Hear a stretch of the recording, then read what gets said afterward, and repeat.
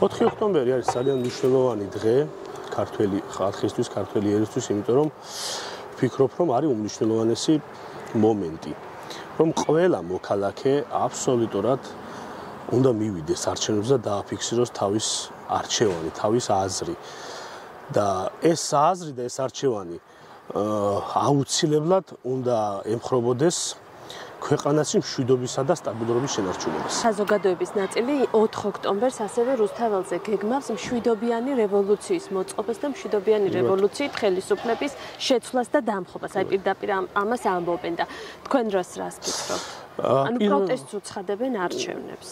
გასაგები, ესე იგი პირველ რიგში ვიტყოდი, რომ არ შეიძლება სიტყვა დამხობა და მშვიდობა შემდეგ იყოს სინონიმები და ერთმანეთის, ასე ვთქვათ, მონათესავე სიტყვები, იმიტომ რომ აუცილებლად დამხობის შემდეგ ქვეყანა, ნებისმიერი ქვეყანა ჯერ უკან დაიწევს და შემდეგ შეიძლება მოხდეს წესვლა, მაგრამ აუცილებლად მოხდება უკან დახევა. ამიტომ მე არ მინდა რომ დაემხოს სიტყვაზე ეს მთავრობა ამ მომენტში, იმიტომ რომ არ ჩანს, რეალურად არ ჩანს ამ მომენტში კანდიდატი სხვა ძალა, რომელიც ან უკეთეს გვთავაზობს რამეს და ან შეიძლება რომ მათ ამ პარტიების წარმომადგენლებმა, იმ ადამიანებმა, ვინც იქ არიან თავმოყრილი, შეიძლება უკეთესად მართონ ქვეყანა. 4 ოქტომბერს ყველა მივდივართ, ვისაც საქართველო უყვარს, თბილისში 4 საათზე არის დიდი შეკრება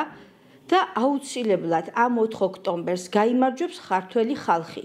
ის პოლიტპატიმრებიც გამოვლენ, ახალგაზრდებიც გარეთ იქნებიან და ყველაფერი იქნება კარგად, რადგან საქართველო რუსეთი არასოდეს არ გახდება. აი როგორ წარმოგიდგენია კეთება 4 ოქტომბერს რა უნდა მოხდეს? 4 ოქტომბერს ჩემი აზრით ეს იქნება რა თქმა უნდა მშვიდობიანი რევოლუცია. მშვიდობიანი რევოლუციის გამოცდილება საქართველოს აქვს. ეს იყო 2003 წელს, 2012 წელსაც არჩევნებით მოხდა გადაბარება, მაგრამ ესენი ამას რა თქმა უნდა არ იზამენ. მე მაინც ვფიქრობ, რომ ეს იქნება მშვიდობიანი გადაბარება ხელისუფლების, რა თქმა უნდა, იმიტომ რომ თბილისში იქნება უამრავი ადამიანი, რომელიც მოითხოვს ერთი და იგივეს, რომ ჩვენ გვინდა ევროპული მომავალი და არ გვინდა რუსეთი. და როგორ წარმოგიდგენიათ, ანუ გადადგება ხელისუფლება, ამას ფიქრობთ 4 ოქტომბერს? ხელისუფლება აუცილებლად დანიშნავს ახალ საპარლამენტო და ასევე ადგილობრივ არჩევნებს. სხვანაირად წარმოუდგენელია დღეს საქართველოში ცხოვრება. 4 ოქტომბერს საქართველოში ადგილობრივი თვითმმართველობის არჩევნები ტარდება, ეს ახლა გუშინ არ გაგვიგია, რამოდენიმე თვეს წინ დაანონსდა და ჩვეულებრივად როგორც ხდება ხოლმე ყოველ 4 წელიწადში ტარდება ადგილობრივი თვითმმართველობის არჩევნები და ეხლაც ეს ხდება. შესაბამისად, ყველა მოქალაქე ალბათ ვალდებულია თუ არა ვალდებულია, არ ვიცი, უნდა მივიდეს საარჩევნო ყუთთან და დააფიქსიროს მისთვის სასურველი, როგორც მერობის კანდიდატი, ისე პარტია და ისე მაჟორიტარობის კანდიდატი. არავინ არ მოდის კაცის კეთილდღეობისთვის და ადამიანის კეთილდღეობისთვის. ყველა მოდის თავისი ოჯახის, თავისი პირადი ინტერესების და თავისი თანხის გასაზრდელად. 2 კინკილაკაცი დავრჩით. თელ სოფლებში 2 კინკილაკაცი დარჩა. ამას უფრო მოვლა უნდა. ის უნდა ვთქვათ, რომ ეს 2 კაციც არ გაგვექცეს აქედან. არავინ არ ამბობს ამას. სხვანაირი მიდგომა უნდა. ქვეყანას უნდა გადარჩენა. აქედან გამომდინარე, რომელიც გამოვა იმის გვერდზე დავდგები მე. აქაც უთხარი ამ ჩვენ მთავრობის წარმომადგენლებს მე 3 კაცს ვინც დაასაქმებს ხარაგაულში 5 წლიანი კონტრაქტით, ახლა მაღლა ამბობ კიდევ ახს. 5 წლიანი კონტრაქტით. შეაყვარებს რაიონს ელემენტარულად დაანახებს თანხას ააღებიოს ახალგაზრდაზე მაქვს საუბარი. არც ერთი არ გამოდგა ამის გამკეთებელი. ვერც ერთი ვერ აკეთებს. არც პოზიციის არ მჯერა მე დღეს და არც ოპოზიციის სხვა მჯერა და ამჯერა კი არა, პოზიცია ანგრევს დღეს. ქვეყანას ანგრევს და ოპოზიცია ისეთი უსუსურია და ისეთი დაქსაქსულია, რომ არაფერი არ გამოვა მაგათიდან.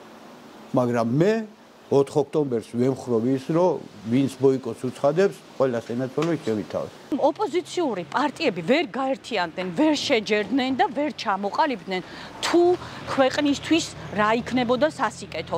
ერთიანობა, რაც ქართველებს ყოველთვის გვაკლია და ძალიან იმედგაცრუებული ვარ. სხვანაირად შეიძლებოდა რომ ეს ყველაფერი დალაგებულიყო და ერთიანი გეგმა ქონოდა ოპოზიციას. ჩვენ არა გვაქვს დემოკრატიული არჩევნები.